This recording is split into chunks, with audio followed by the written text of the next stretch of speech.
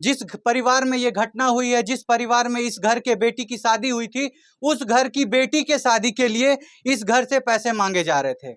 एक बार इन्होंने पहले ही 1.5 लाख रुपया दे दिया था, उसके बाद दोबारा फिर से और 50,000 रुपये का डिमांड किया जा रहा था। और चूंकि ये लोग बहुत गरीब लोग हैं, बहुत लाचार लोग हैं, कहां से देते इतना पैसा? आपको लगता होगा वीडियो में कि 50,000 रुपया, 1 लाख रुपया काफी आम चीज होती है, लेकिन जिसके घर में खाने को पैसा नहीं है उसके लिए 50,000 एक बहुत बड़ी रकम होती है। लेकिन एक पिता अपना सब कुछ बेच करके अपनी बेटी का शादी करता है, अपना सारा जितना भी पूंजी होता है सब कुछ लगा देता है ताकि उसकी बेटी जिसके भी घर जा रही है वहां खुश हो। लेकिन एक पिता को पता नहीं होता है कि हम अपनी बेटी का शादी उन दरिंदों के घर में कर रहे हैं जिनको बेटियों से प्यार नहीं है, सिर्फ पैसों से प्यार है।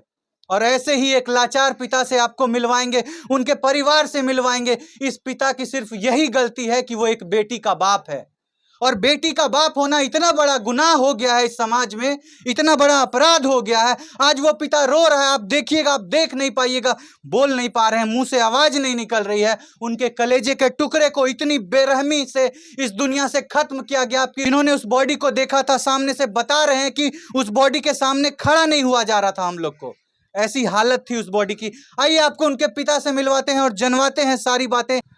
नमस्ते अंकल। देखिए, आपके साथ बहुत अन्याय हुआ है, आपकी बेटी को खत्म कर दिया गया है। ये समय है आपको एक्शन लेने का, आपको मजबूत होने का समय है, ये रोने का समय नहीं है। आपकी बेटी खत्म हुई है और आपको इंसाफ दिलाना है अपनी बेटी को। आप हमको बताइए सर कि आखिर ये कैसे किया गया, कैसे आपकी बेटी को उन दरिंदों ने, पैसे के भूखे भेड़ियों ने क्या किया आपकी बच्ची के साथ? हमारे बेटी के साथ गलत हुआ है।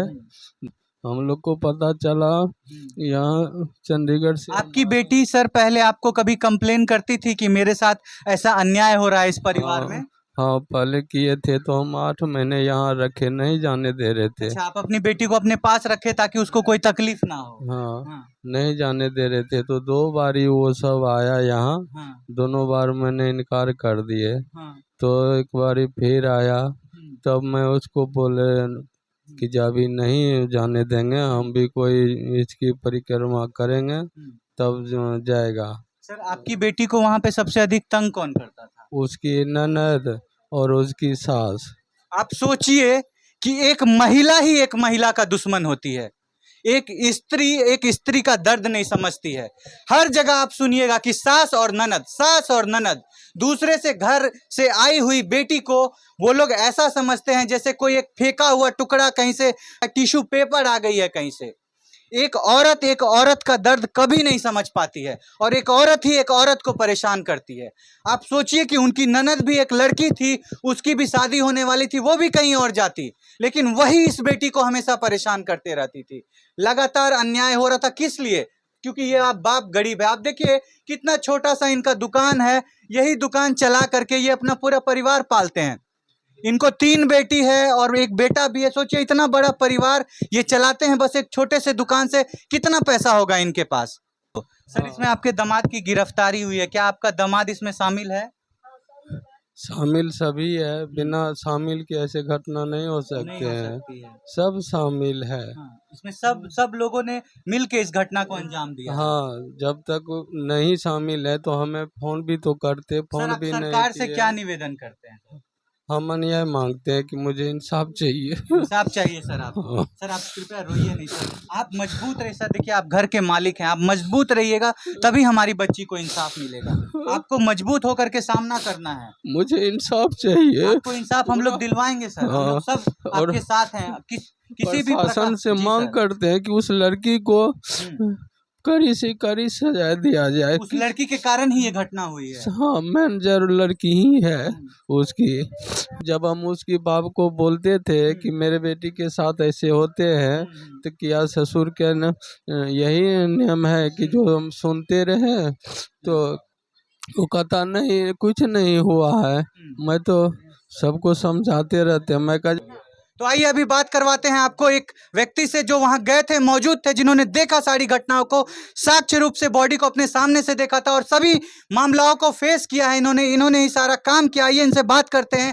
सर, जब आप वहां मौजूद थे, जब आप वहां पहुंचे, अपने बच्ची के शरीर को देखा, सर कैसा माहौल था वहां का? ऐसा माहौल था खड़ा लगने रहता था, खड़ा रहने के लिए लगने थे, खड़ा नहीं हो पा रहे नहीं थे। हो पाते थे। उसके बाद थाना गए, थाना में कोई सुनवाई नहीं लिया, कोई सुनवाई, थाना कुछ नहीं कर कुछ रहा नहीं था। किया। उसके बाद बोला कि ठीक है वहाँ से चलिए, हम लोग आते हैं। फिर आवेदन ले गया, फिर आवेदन नहीं लिया वहाँ पर। तो उसके बाद जाकर फिर वहाँ पर नहीं लिया, तो हम लोग क्या किए, रोड जाम कर दिए। उसके बाद इधर उधर दोनों तरफ जाम लग गए। तब उसके बाद मीडिया वाले और जाकर आदमी आया, वहाँ पर पहुंचे हैं, थाना वाले, छोटा दरोगा वो आके उस जगह, तब बोले चलिए आप सबके रिपोर्ट लिखाते हैं। उसके रूम में जो जिस तरह से रूम खुलवाइए, उसमें जो बयान है उसको लिखवाइए। बोला कि रूम अभी नहीं खुलेगा, रूम पर हमको पुलिस बोला है। हाँ पुलिस वाला, हम फंस जाएंगे। कल इतना आदमी जो रोड जाम किया था, बोले पुलिस रूम को तलवा के उसी घर में बयान है, सारा चीज सबूत है उस घर में। कैसे आपकी बच्ची का जब आप बॉडी देखे सर, बॉडी में चोट का निशान था, उसको पीठ में चोट था, मस्तक में पीते में चोट था, और डार के कमर के नीचे ऊपर जो है ना उसके ढेर पर मार था। बताया जा रहा था मुंह भी फटा हुआ मुंह भी था, फटा हुआ था उधर उसको, काला हो गया हाँ था एक उसको दांत कटा हुआ था साइड में, और नाक से जो है, लेकिन बहुत बुरी तरह से किसी के जिम्मा में नहीं होना चाहिए। इससे ऐसे बेहसा हुआ है जो देखने के लायक नहीं है। कल तक रहा है, कल शाम में जाकर इस लाश को संस्कार किया गया है, अंतिम संस्कार संस्कार से गया है।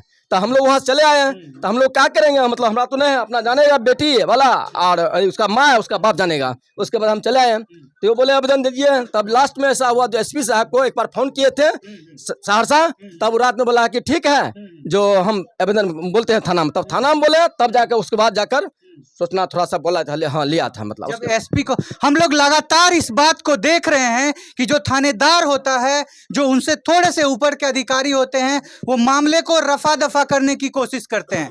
जब तक एसपी साहब इन्वॉल्व नहीं होते हैं किसी केस में, तब तक उस केस का कोई भी सुनवाई नहीं होता है। आज यहाँ पे भी यही मामला है, इससे पहले भी यही मामला था, उससे पहले भी यही मामला था।